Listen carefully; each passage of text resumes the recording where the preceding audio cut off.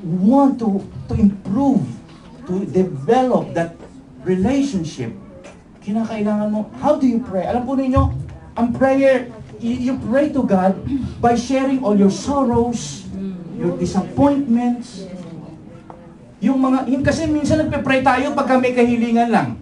May pangangailangan. Hello? Aminin. Alright?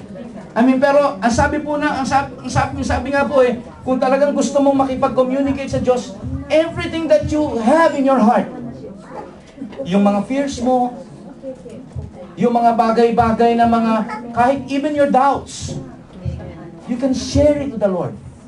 Pwede mo siyang iyakan. Ako po many times in my life, pagka talagang medyo talagang mabigat, umiiyak ako sa Panginoon. Minsan na nakikita niyo po ako parating nakikita mukhang malakas. But there are times that I really cry for the Lord. Cry and cry and cry. At alam po ninyo, may mga pagkakataon na pagkatapos kong talagang umiyak sa Panginoon, may mga pagkakataon na pagkatapos kong mag-pray, tutulog ang telepono, may kasagutan na. May mga pagkakataon na pagkatapos ko mag-pray, ako'y down and down, down na down po noon. Pagkatapos ko mag-pray, bigla ako nakakaramdam ng kalakasan. Amen. You see mga kapatid ko, doon pinadadama ng Diyos ang mga bagay. Huwag mong isipin na, nalalaman ni Lord naman yun dapat nasa puso ko ngayon dapat lang na kumilos lang siya, nakikita niya anak niya ako At arimay lang, nakikita niya lahat ng nangyayari sa buhay ko. Hayag na hayag ako, di ba Lord? Sabihin ko sa inyo, alam ng Lord, pero alam mo, nakikita ng Lord, tamad ka makipag-usap sa Kanya Tamad ka. Ang hindi mo nga alam, sinasagot nga ni Lord yung mga pangangailangan kahit hindi ka humihingi. Kahit hindi ka nagre-request. Okay? Yun lang, i-open mo yung heart mo kasi paglalambing natin sa Kanya yun. Gusto ko makita po natin mga kapatid ko, kung bakit si Adam ay naging malapit. Kung bakit si John tinawag na the beloved. It's because itong mga taong ito, they know kung paano maglambing at lumapit. Wala naman silang bagay na gagawin, kundi they're just spending time with the Lord. That's it, no more, no less. Minsan mga kudaranay no koto nga But alam po ninyo, hindi niya ito sinishare sa iba kundi kay Lord. Spending time with Him, by what? Through prayer. Mga anak ng Diyos, kamusta ang komunikasyon mo sa Kanya? Do you have this regular? O kinakailangan paano ka pa? Kinakailangan paalalahanan ka pa ng anak mo? Nay, mag-pray muna tayo bago kumain! Ay, oo nga anak! Sorry anak, thank you!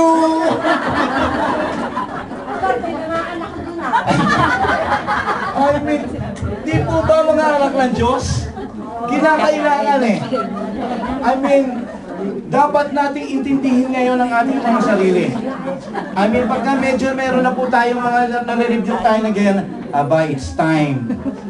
Kung ako'y nagpe-pray ng 2 minuto, gagawin ko ng 4 na minuto. After the next week, gagawin ko ng 8 minuto. I mean, alam po ninyo, wala naman. Wag niyo isipin ang prayer ay parang pagandahan at pabulaklakan ng salita.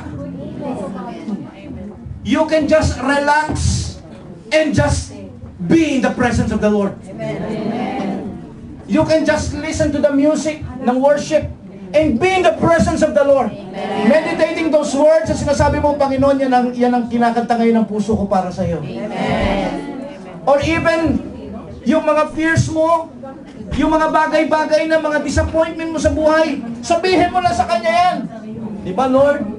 Nakita mo yung ganong ginawa sa akin ng taong yun, pero Lord, alam niyo, sa totoo lang, kamunti ko na siya suntukin. Pero alam niyo, di ba, Lord? Pero Lord, thank you, binigyan mo ako ng kalakasan ng pagkakataon na yun. Thank you, buti na lang, Lord, naging Christian. I mean, alam mo pala kasi Raul, but you know, after that, when you say Amen, you feel good. Amen. You will feel good. Palakpakan po natin ang Panginoon dyan. You see? Kasi hindi mo alam kung bakit you will be strengthened after saying Amen. Kasi nandun lang, Lord, alam mo anak, nandun ako anak.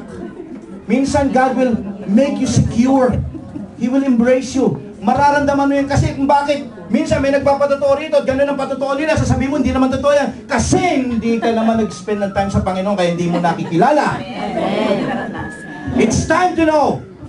Okay, na makilala mo siya para maranasan mo yun. Amen? Sabihin mo sa katabi mo, kilalanin mo siya.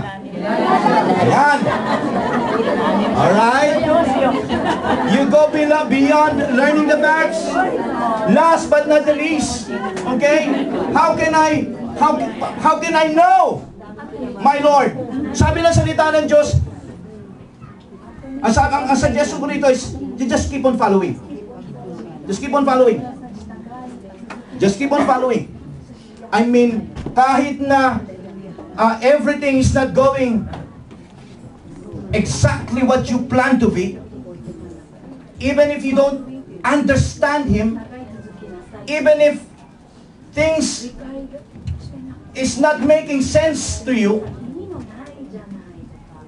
masasabi ko sa iyo, kung gusto mo siyang makilala, just continue to follow Him. Just obey Him. Magpatuloy ka lang. Alam po ninyo, okay lang naman sa Panginoon yun eh. Nagtatanong tayo. Natural lang, dahil tao tayo, hindi natin alam yung nangyayari or what lies behind. Pero ang importante rito, kahit tanong ka ng tanong, bakit, why, ang importante rito, lumalakad ka pa rin. You're still following. Kahit may why.